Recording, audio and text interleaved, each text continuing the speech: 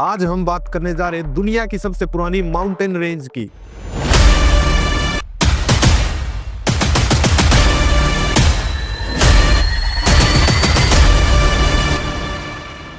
ये सिर्फ पहाड़ नहीं है, ये दिल्ली एनसीआर के लंग्स हैं और थार डेजर्ट के सामने लास्ट वॉल। लेकिन नवंबर 2025 में एक ऐसा डिसीजन आया, सुप्रीम कोर्ट ने एक नई डेफिनेशन एक्सेप्ट की, जिसके बाद अरावली का 90% हिस्सा प्रोटेक्शन से बाहर हो गया, यानी कि माइनिंग माफियाओं के लिए ओपन लाइसेंस। लेकिन सवाल ये है, क्या ये सिर्फ लीगल टेक्निकलिटी है या फिर मोदी गवर्नमेंट के दौर में धीरे धीरे अरावली को खत्म करने की प्लान्ड स्ट्रेटजी है? आज की इस वीडियो में हम एक्सपोज करेंगे इलीगल माइनिंग का पूरा नेटवर्क, गवर्नमेंट नोटिफिकेशंस जो कि इन्वायरमेंटल लॉज को डाइल्यूट करते गए, और सुप्रीम कोर्ट के वो ऑर्डर्स जो कि पेपर पर स्ट्रॉन्ग है लेकिन ग्राउंड लेवल पर फेल।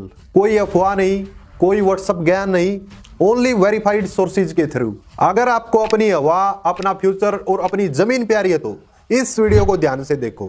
ये सिर्फ अरावली की कहानी नहीं है, बल्कि ये हमारी सांसों की कहानी है। दोस्तों, अरावली हिल्स लगभग 2 मिलियन साल पुरानी माउंटेन रेंज है और इसीलिए दुनिया की सबसे एंसिडेंट पहाड़ियों में से एक मानी जाती है।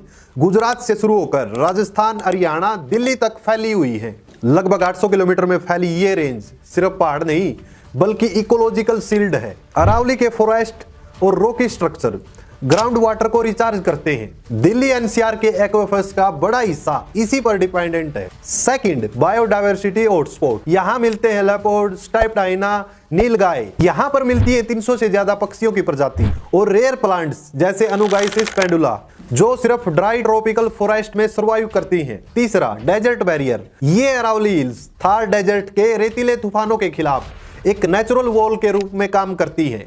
अगर ये वॉल वीक हुई तो दिल्ली एनसीआर में डस्ट स्टॉर्म्स और एयर पोल्यूशन और भी ज्यादा बढ़ जाएगा। लेकिन हिस्ट्री को देखें तो कहानी बिल्कुल अलग हो जाती है। 90s से ही अरावली में बड़े स्केल पर माइनिंग शुरू हुई और इलीगल उत्खनन ने इन पहाड़ों को अंदर से खोखला कर दिया।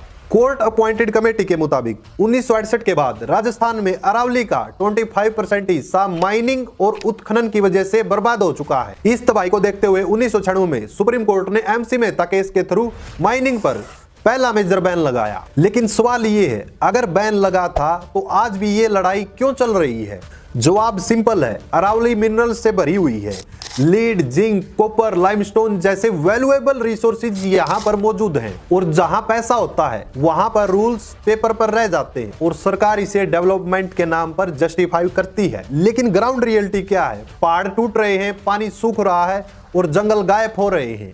इसलिए ये सिर्फ माइनिंग का ही इशू नहीं बल्कि इकोलॉजिकल तबाही की कहानी है।